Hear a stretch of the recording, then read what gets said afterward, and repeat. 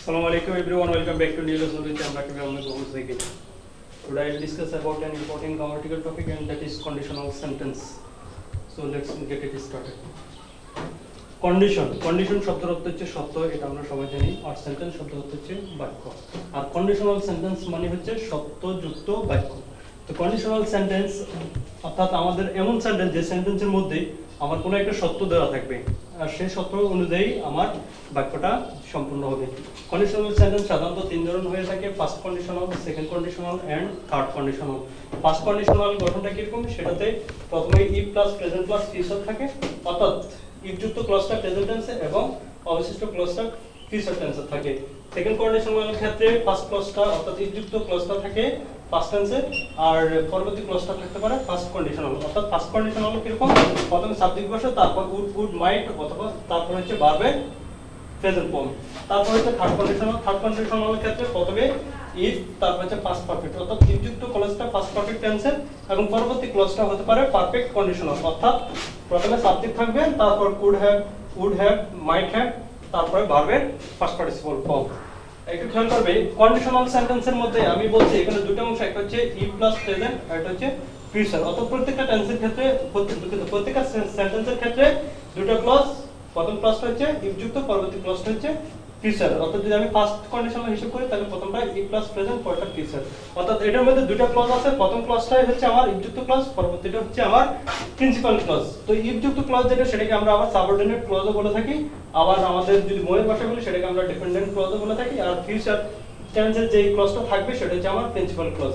যেমন আমি এখানে একটা উদাহরণ দিয়েছি, if I want I will, if you want I will help you.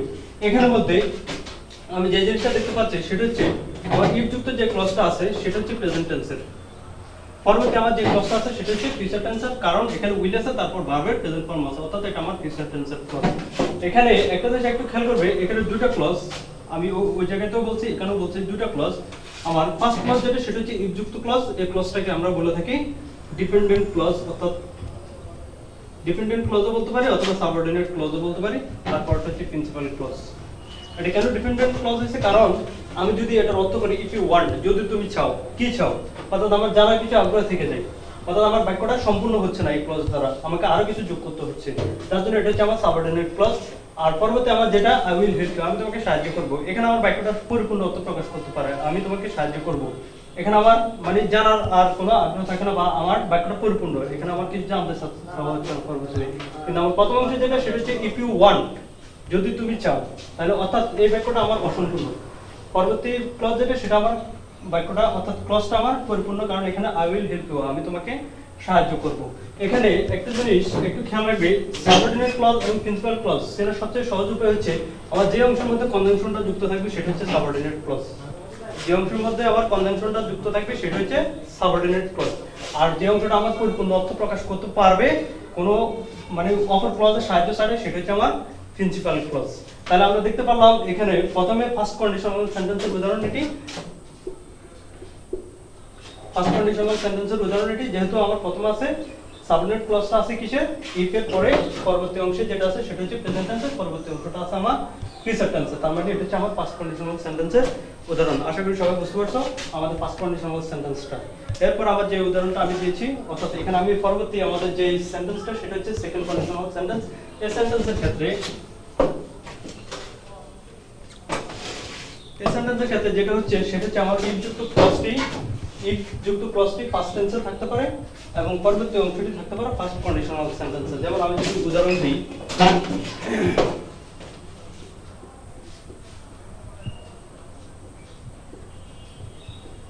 if I were you, I would not do the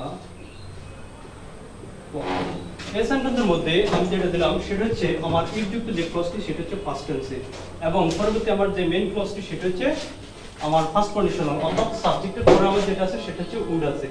অর্থাৎ আমার নিয়ম অনুযায়ী আমি বলছি ফার্স্ট কন্ডিশনাল, প্রথমে ইফ যুক্ত ক্লজটি ফার্স্ট টেন্সে, পরবর্তী অংশটি ফার্স্ট কন্ডিশনাল, অর্থাৎ এখানে আমার সাবজেক্টের পরে উড আছে, তারপর ভার্বের প্রেজেন্ট ফর্মটা আছে, দুঃখিত ভার্বের প্রেজেন্ট ফর্ম ডু। তারপর আমার ইফযুক্ত যে ক্লজটি সেটা আমার ফার্স্ট টেন্স আছে, কারণ এখানে ওয়্যার আছে। এখানে একটা জিনিস অবশ্যই মনে রাখার বিষয়, ইফ এর পরে যদি আমার সাবজেক্ট থাকে তারপরে আবার যে বিভাগটা আসবে সেই বিভাগটা ওয়্যার হয়ে যাবে, অর্থাৎ আমার সেই বিভাগটা ওয়্যার বসে। ইফ এর পরে যে সাবজেক্ট, যদি সাবজেক্ট আছে সাবজেক্টের পরে যদি বিভাগ আসে সেই বিভাগটা ওয়্যার বসে। তাহলে আমার নিয়ম অনুযায়ী, আমার সেকেন্ড কন্ডিশনাল নিয়ম অনুযায়ী প্রথমে কি বসলো, সাবঅর্ডিনেট ক্লজটা বসলো আমার সেন্টেন্সের ফার্স্ট টেন্সে। আর এটা আমার যেটা বসলো এটা হচ্ছে ফার্স্ট কন্ডিশনাল, যেটা আমার প্রিন্সিপাল ক্লজ সেটা হচ্ছে ফার্স্ট কন্ডিশনাল।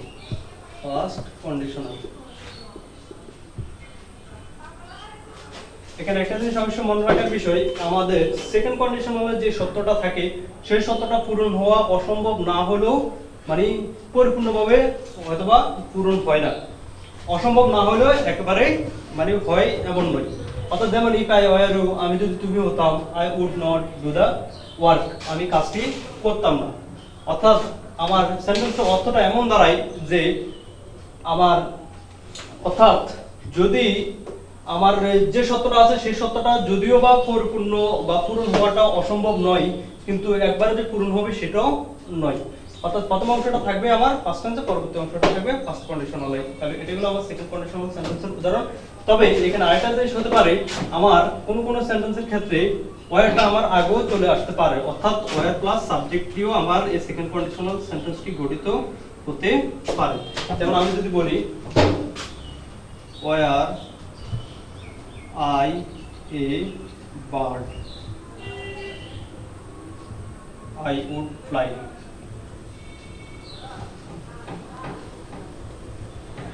এখানের মধ্যে যেটা আছে আমার ওয়্যার যুক্ত যে অংশটি, অর্থাৎ আমি ইফটা ব্যবহার করিনি, শুধু ওয়্যার দিয়ে আমার বাক্যটা শুরু করেছি।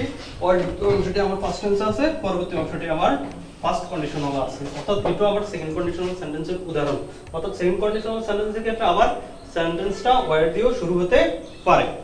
এগুলো আবার সেকেন্ড কন্ডিশনাল সেন্টেন্স। তারপর আসে আমরা থার্ড কন্ডিশনাল সেন্টেন্স।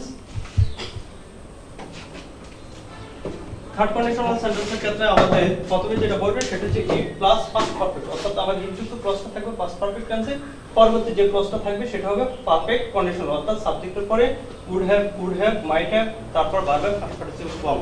যেমন যদি আমি উদাহরণ দিই, if I had seen him, I would have told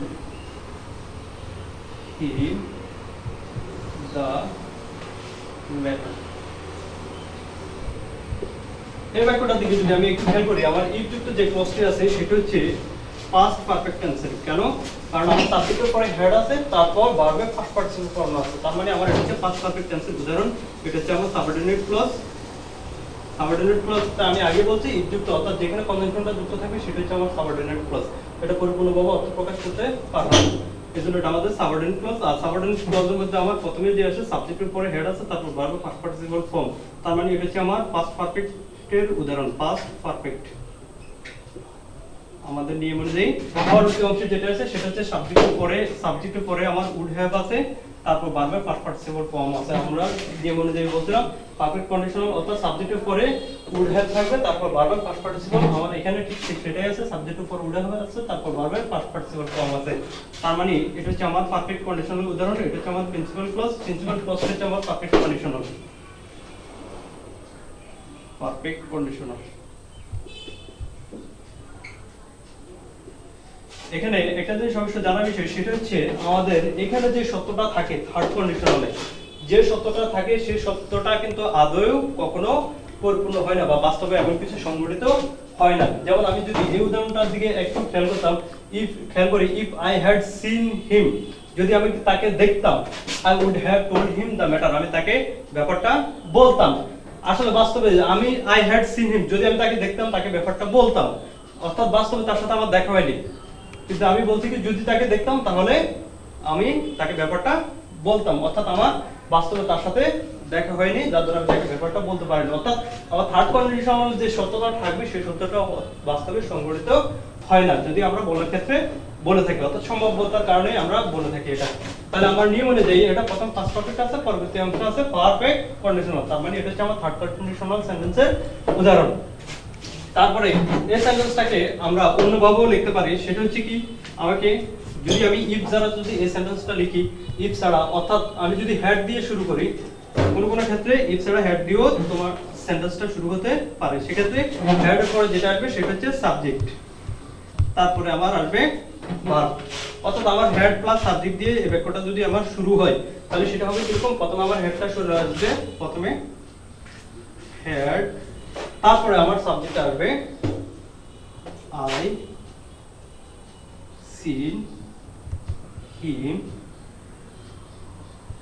had I seen him I would have told him the matter.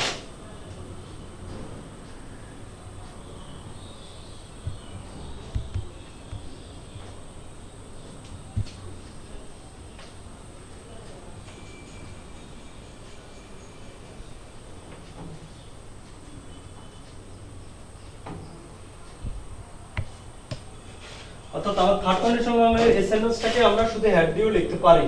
If ছাড়া যদি আমি হেড দিয়ে লিখি তাহলেও আমার এটা থার্ড কন্ডিশনাল হবে, কারণ আমার হেড আছে, হেডের পরে যেটা আছে সেটা হচ্ছে পারফেক্ট, অর্থাৎ ফার্স্ট পারফেক্ট আছে, ভার্বের ফার্স্ট পার্টিসিপল ফর্ম আছে, তারপরে আমার যেটা আছে সেটা হচ্ছে পারফেক্ট কন্ডিশনাল।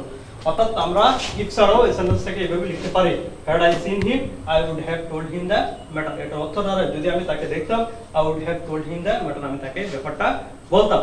অর্থাৎ থার্ড কন্ডিশনাল ক্ষেত্রে আমার যে কন্ডিশনটা থাকবে টোটাল কথা হচ্ছে সেই কন্ডিশনটা হয়তো বাস্তবে সংঘটিত হয় না, কিন্তু আমরা বলার ক্ষেত্রে বলে থাকি। তো আজকে এই পর্যন্তই, সবাই ভালো থাকবে, সুস্থ থাকবে, এবং আমি যেখানে যেটা বলছি সেটা ভালোভাবে খেয়াল করবে এবং শুনবে। যেখান দিয়ে তোমাদের সমস্যা, আশা করি তোমাদের সমস্যাগুলো সমাধান হবে, এবং কারো কন্ডিশনাল সেন্টেন্সে ফার্স্ট কন্ডিশনাল, সেকেন্ড কন্ডিশনাল এবং থার্ড কন্ডিশনাল সেন্টেন্স বুঝতে অসুবিধা হবে না। আজকে এই পর্যন্তই, সবাই ভালো থাকবে, সুস্থ থাকবে, অবশ্যই স্টে হোম, স্টে সেফ।